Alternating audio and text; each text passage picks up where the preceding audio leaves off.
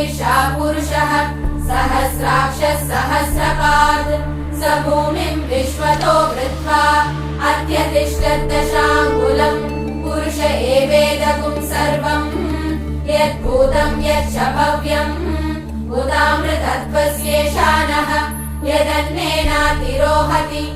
एतावानस्य महिमा अतो जायागुश्च पूरुषः पादोऽस्य विश्वा भूतानि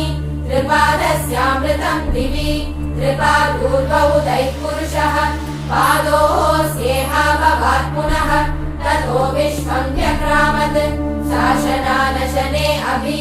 तस्मात् विराट जायत विराजो अधिपूरुषः